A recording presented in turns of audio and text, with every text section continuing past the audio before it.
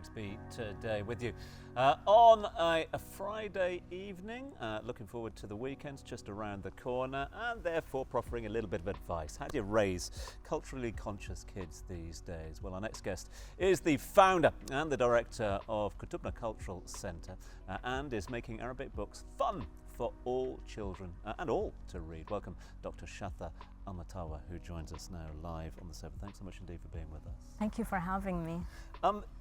You know, how often, if I got a dirham for every single time I heard that reading is dying at the moment, no kids want to read books these days, etc. And yet, you look at the success of things like the Emirates Literature Festival, you look at the success of so many organisations, none more so than yours. What's your mandate at the centre, and what's your process by which you make reading fun again? Our mission is to celebrate and promote Khaliji literature and scholarship, and more recently art as well. And we have a bookshop, we have a coffee shop, we have a play area, and we have an exhibition space.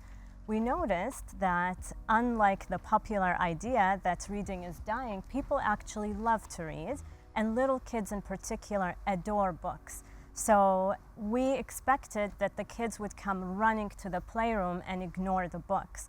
But in reality, they see the books and they just gravitate toward them. They go, they grab them, they sit on the floor, they start reading, they forget everything. They forget that there's even a playroom just right next door.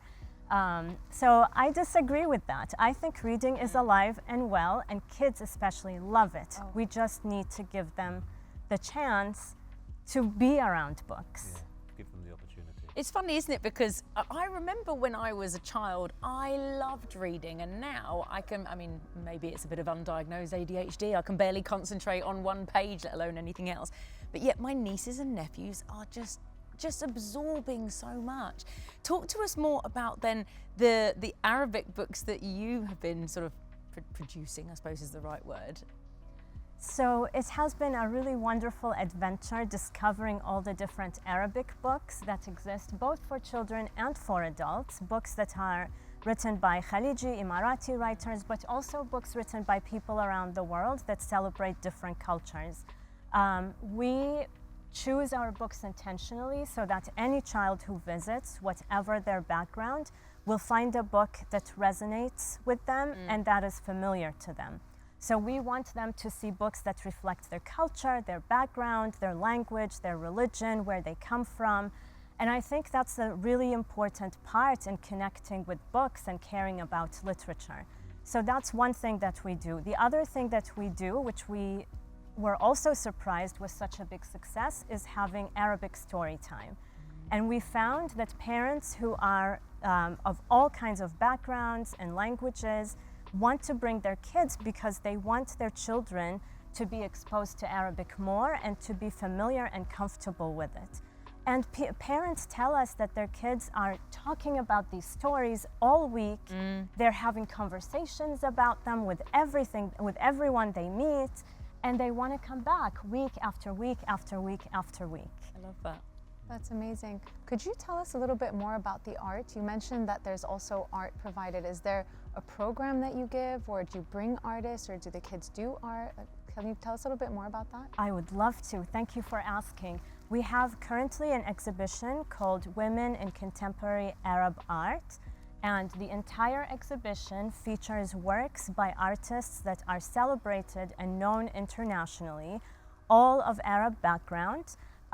Those are artists whose work are on display at the Guggenheim, the Metropolitan Museum of Art, the British Museum, international museums around the world. It's very important for us that small children, well, people of all ages, but really small children, have the chance to be exposed to this art, because these are names that should be as well known as, let's say, Picasso.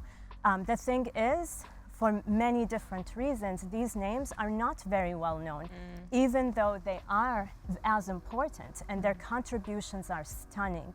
So we pride ourselves in creating an atmosphere where you as a parent would feel completely comfortable bringing a screaming child and looking at art and going with the child's pace. So if I get there and my child suddenly decides they're hungry or they're sleepy or they need a diaper change, I don't have to worry about any of it. We have a very comfortable nursing room. We have an area where kids can eat.